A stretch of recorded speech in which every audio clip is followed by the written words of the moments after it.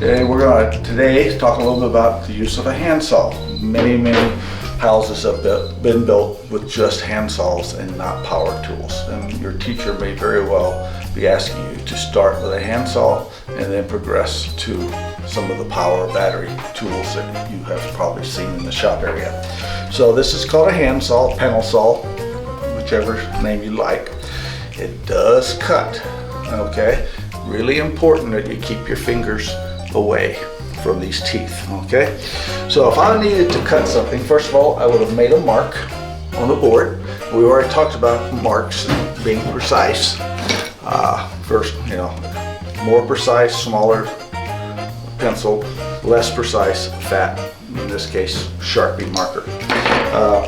But I make my mark, would be the first thing.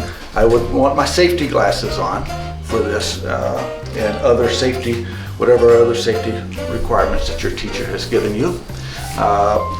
And then we're going to talk about how we get started with this thing, okay? So as we're getting started, it is very important, use your dominant hand to run the saw and the non-dominant to hold the board. Or clamp it, you see it's been clamped here. Or another option is have your elbow partner hold the board for you.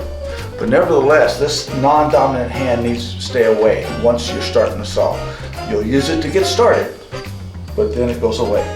And what I'm going to do is I'm going to put my saw on the mark. Now, let's talk about precision. I can put it, if this is the board, this side of the board is what I'm trying to keep. I want it, and I measured it. Then if I cut on the wrong side of the line, my board will be too short.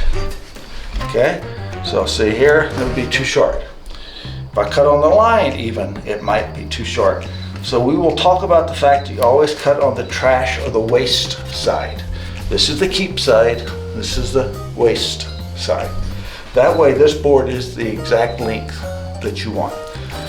What you want to do is that you gotta make a groove. So you will start, and this thumb, I'm going really slow.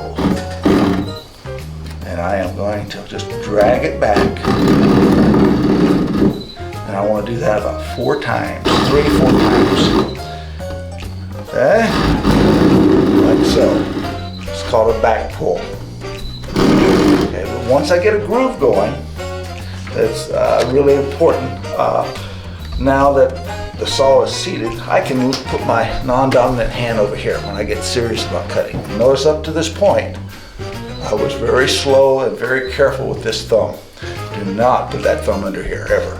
Okay? But once you get started, now you can move your hand away from it. Okay?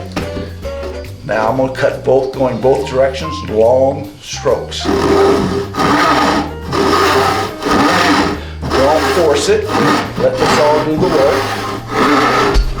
Okay?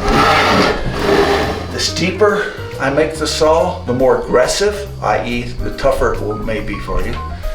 The less of an angle, it'll be easier, but I don't make much progress. So kind of shoot for about 45-degree angle.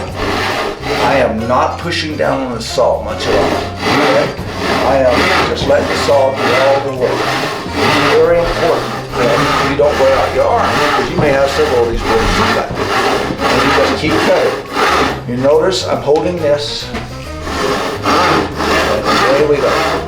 And you just kind of keep going.